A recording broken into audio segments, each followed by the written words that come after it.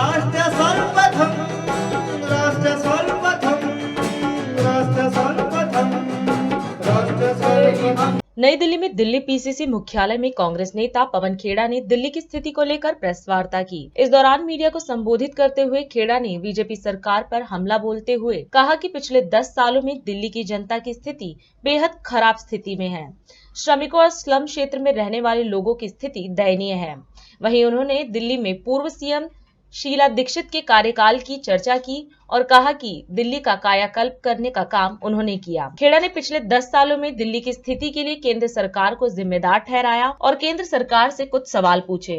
देश की राजधानी होने की वजह से दिल्ली के जो मुद्दे होते हैं वो राष्ट्रीय मुद्दे होते हैं। दिल्ली प्रतिबिंब है पूरे देश में जो हो रहा होता है उसका।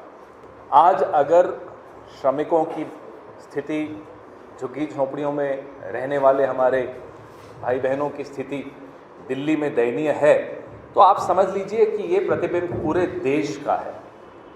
पूरे देश में क्या हो रहा है पिछले 10 साल से वो दिल्ली को देखकर आपको आभास हो जाता है। हमारे नौजवान नेता राहुल गांधी बार बार एक शब्द का इस्तेमाल करते हैं, न्याय।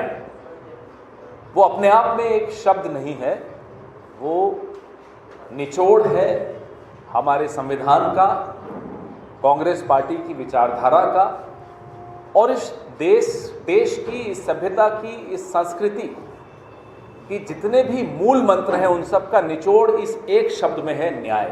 जब राहुल जी 4000 किलोमीटर पसीना बहाते हुए इस देश की सड़कों पर चले और जब दिल्ली पहुंचे, आप में से कई लोग उस यात्रा में शामिल हुए थे दिल्ली में, मैंने आपको देखा भी था।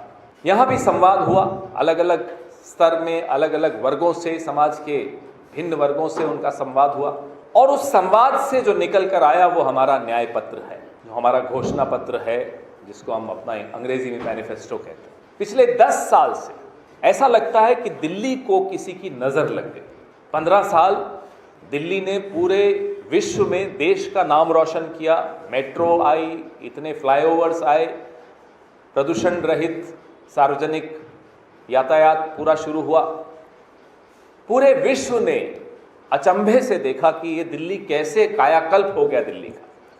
शायद इसी वजह से दिल्ली को नज़र लगी।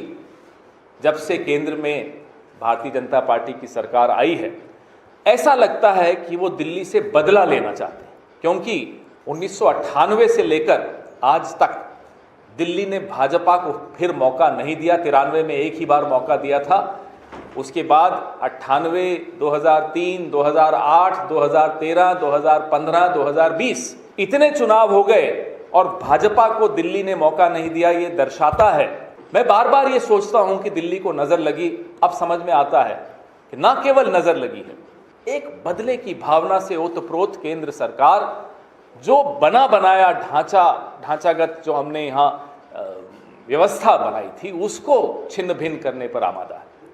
जो योजनाएं हम लाए थे अनधिकृत कॉलोनियों पर, विशेष तौर पे मुझे याद है स्वर्गीय शीला जी चिंतित रहती थी कि इनको कैसे हम नियमितीकरण करें इनका, और भागादौड़ी करके केंद्र सरकार से भी जद्दोजहद करके, अफसरशाही से जद्दोजहद करके, विशेषज्ञों से राय मशविरा करके फिर हमने उनका नियमीकरण किया, सर्टिफिकेट्स बांटे, मूलभूत सुविधाओं की तरफ वो प्रक्रिया शुरू की। लेकिन उन सब पे पहले अर्धविराम लगा और अब पूर्ण विराम लग गया। प्रधानमंत्री उदय योजना सुना होगा आपने। यहां का जीवन, झुग्गी झोंपड़ियों में, अनधिकृत कॉलोनियों में रहने वाले 70% लोगों का जीवन, उदय शब्द उनका इस्तेमाल उनके लिए करना भी उनका अपमान है, क्योंकि उनके जीवन में सूर्योदय होते हुए उन्होंने नहीं देखा, अंधेरेमयी जिंदगी वो जी रहे हैं। जो धांधली उदय योजना में हो रही है रजिस्ट्री के नाम पर, आपने देखा दिल्ली की यात्रा। अब जब हम निकलते हैं दिल्ली में, आरोप प्रत्यारोप मोदी सरकार जो कर रही है, जिस तरह से न केवल एक चुनी हुई सरकार को संघर्ष करना पड़ता है, बल्कि वोटर को आप उसकी ज़िंदगी के विषय में सोचे बगैर सिर्फ छोटी राजनीति, हल्की राजनीति से ही आप प्रेरित हो, ये हमारा नरेंद्र मोदी की सरकार पर आरोप है। इस देश को आत्मनिर्भर भारत बनाने के लिए चले थे। ये आत्मनिर्भर भारत में ये स्थिति है कि 80 करोड़ लोग सरकार पर राशन के लिए निर्भर हो गए हैं। ये स्थिति 10 साल में हुई है और फिर भी हम सवाल न पूछें। इस सब का जवाब हमें अब नरेंद्र मोदी से मांगना है और वोट के माध्यम से इसका जवाब उन्हें देना भी है। राष्ट्र सर्वप्रथम